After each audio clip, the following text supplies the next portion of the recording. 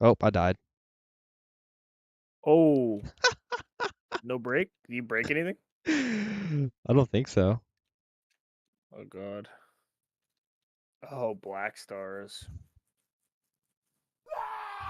Oh god. Oh no, I just died again. All right, let me do Oh, this. Okay, boom. All right, we're gonna sell over drunk. dude, I died again. Damn. I've died 3 times. Get out of here, dude. think it's in that category, personally. I mean, okay, What? let's assume it's as good as Arcade. Even that wouldn't be good, right? Even that nowadays would be an Nowadays, right. outdated Get out of yeah, here, template. dude. Devs are releasing development I'm not gonna updates, lie, and it seems I'd like a never release actually date played is this No. game. slated for late 2025. Oh my gosh, dude. With over 500 million.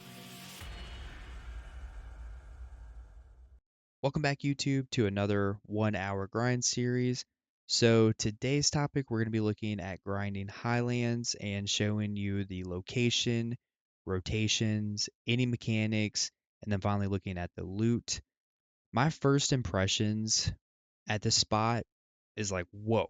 I mean, it's a pretty cool spot. I love the biome here with the snow and the blizzard aspect. The mobs are really cool. The mechanics are very engaging. And I initially thought that this spot would be a fun spot to continue to grind at even after my video. But after dying 7 times in 3 hours, I was like, yeah, I don't think I'm ready just yet for this spot because I'm a noob, and that's okay. Also, just a quick disclaimer, just like my other 1 hour videos, so I don't get roasted with my trash numbers. But this video is geared towards a person who may be checking out the spot for the first time.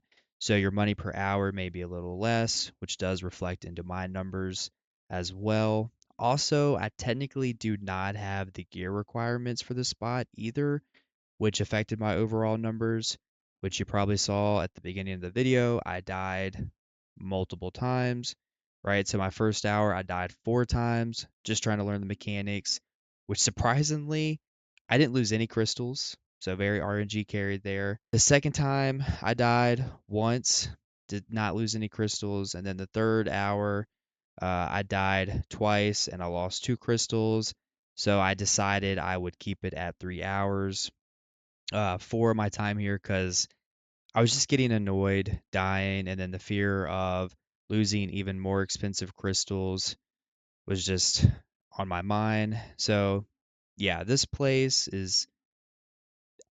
absolutely kicked my rear end, but I'll also talk about the potential average money per hour once you maybe get efficient at this spot, once you learn the mechanics, and maybe if you ever have in-game gear. Also, I'm not perfect, so if I happen to leave anything out in the video that you think is important, then please let me know down in the comments below. But with that being said, let's jump right on in. All right, so this spot is going to be in the new region, Ulukita, which is going to be located right here. Okay. And this is one of the newer grind spots that was recently released.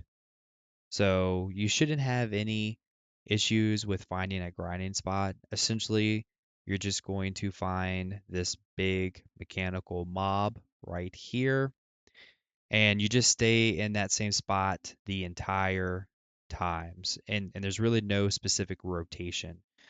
Throughout this region, you're going to have this big mechanical mob. There's one right here, there's one down here, and they're just kind of spread out, right? And you shouldn't have any issue finding a spot open. All right, so let's look at the gear recommendations at this spot. So I have the Monster Zone info pulled up here, and you can clearly see 310, 420. However, this is not a clear representation of what stats you really need. So you're going to want to make sure you click this button here to see total stats, and then you can clearly see, right, I am not at the recommendation for the AP or the DP, okay? So very important to kind of take a look at that. But essentially, you're going to want to have at least 1,000 AP and then at least 460 total DP. Okay. And so I feel like this spot is kind of the opposite of Dark Seeker's Retreat, which the mobs are easy to kill, but the mechanics can easily one-shot you. So let's talk about those mechanics. This spot's not too bad once you understand them. So I'll try to break it down as simple as I can. But first, you're going to want to attack the big mechanical mob here. And then one of its legs will glow red. And you'll want to focus on that leg the entire time. And while you're attacking it, the mobs will spawn. So you'll just be indirectly killing the mobs while you focus on that leg. During that time period, this big mechanical mob will perform one of 6 different attack patterns. And essentially, if it's red, you'll either want to iframe or frontal block, or just get completely out of the red area. And then if you see green, then you'll want to stand in that, which is just a protected area. Now, once the leg drops, or once you kind of destroy the leg, then you'll want to focus on the main body. And while you're damaging the main body, you'll see green circles kind of floating around in the area, and you'll want to step on that in order to get a 20-second buff that will increase your DPS. And eventually, you'll get a notification saying activation emergency power control. And at that time, you will kill the mobs, and you might see an elite mob. So you'll just kill that and kill the other mobs, and then the machine will wake up, and you'll just kind of chill for about 30 seconds while the machine kills the mobs for you. So kind of cool. And then you just kind of repeat. Again, just kind of a quick repeat here. So you're going to want to damage the red glowing leg. Once it drops, then damage the body. Make sure you get the green buff and kill the mobs. And then eventually the machine will wake up and you're chilling. Okay, and then you're just going to repeat. Once you kill 4 different legs, then you'll get a notification that will say energy balance notification, which will allow you to AFK while the machine kills the mobs for about 60 seconds. So buffs you may want to run to be more efficient at clearing can include a simple cron mill. Then you have a frenzy drought, the tent villa buff, the church buffs, AP monster artifacts with whatever in-game lightstone combination you want to use based on your gear and class. Perfume of Courage. Now, if you want to go hardcore, then you can do a full elixir rotation with all the previous buffs, which might look something like this. Also, before you start grinding, you want to make sure you get the knowledge on these mobs. So you're going to want to come to this location right here. Okay. And you're going to want to interact with this. Okay. And then there'll be a section here to gain knowledge. And then you're going to come right here. And then again, you're going to gain knowledge as well here. Okay, so make sure you get that, very important.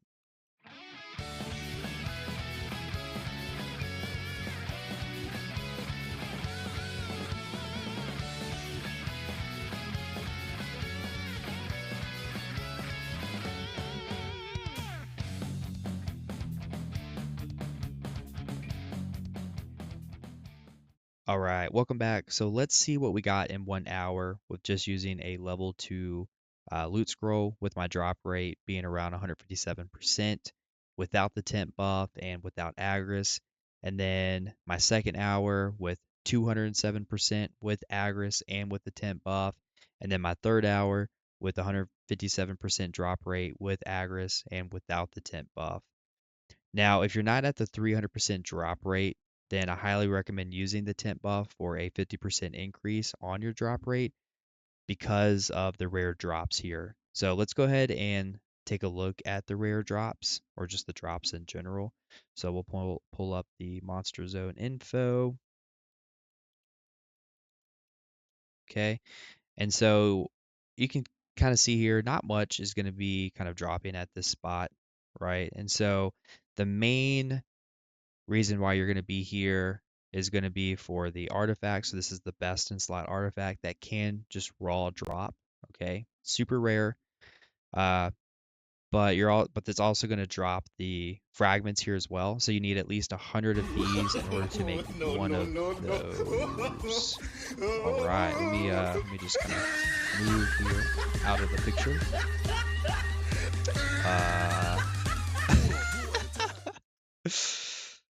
No, leave me alone.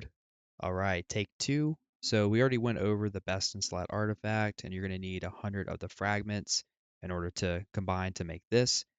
The next rare drop here is going to be your flame, right? So you're going to need this in order to get the best in slot boots, which is the Ator's boots, right? And so very super rare to get that. However, you can get the embers, and you just need 100 of the embers in order to make the flame, then to eventually get your Ator's boots, okay? Other items that are going to drop here is going to be your Blackstone armor and weapon, which is going to be used for enhancing. And then you have the sealed black magic crystal, which you can either just click on it and it will just give you a random crystal, or you can process it down for other materials. And then you're going to have the ancient spirit dust, which can be made into capras. And then you're going to have, here's the trash loot, right? So 25,000. So pretty good. And then finally, you have the trace of the memory. Again, just another item here that can be used for other items. But overall, the prime reason, again, why you're most likely going to be here is going to be for the best in slot artifact, which does have a higher drop rate than the Embers, which is the complete opposite of Darkseeker's Retreat, which was my last video. So first, before I go over my few hours here, according to Garmoth, the potential average money per hour at 300% drop rate with the yellow loot scroll and with Agris turned on is around 2.1 billion, with the average trash being around 35k, which is kind of insane since I only got barely half that number because I'm a noob. And then at 157% drop rate, still with the Agris, is around 1.6 billion. But again, that's a number you can potentially expect once you get enough gear at this spot and if your class is top tier with PvE. It's also important to note your money per hour is going to really vary based on your drop rate, which you can look at that right here. Okay, so for me, I'm at 61%. If I added the yellow loot scroll, that would put me at 161%. So let's take a look at my few hours here. And again, this is my first time being at this spot, and I'm around 950 AP, hidden AP, including my add-ons and buffs. So obviously, my numbers are not going to be the greatest. So yeah, please roast me down in the comments. But my first hour that I recorded while live streaming, I got a whopping 350 million. And for the trash loot, I got around 9.1k. And that's without Agris turned on. And then my second hour, I got around 487 million. And for the trash loot, I got around 14.2k. And then the third and final hour with Agris, I got 420 million. And for the trash loot, I got around 12k. So, yeah, I mean, definitely not my best with my numbers here, unfortunately, but hey, at least I tried it and it gives me a goal to continue to get better gear, better crystals, and just optimize my PvE rotation. But yeah, I mean, this spot can kill you in a blink of an eye if you're not paying attention. But I think in terms of making money, once you have appropriate gear and a good class, you can really put up some crazy trash numbers, which there are plenty of videos on YouTube demonstrating that. But let me know down in the comments what your average trash per hour is at this spot. How much total AP are you running? And how many embers and fragments are you averaging? And how many times have you died at this spot? But with that being said, thanks for watching. If you like the content, then please like and subscribe, and I'll see you next time.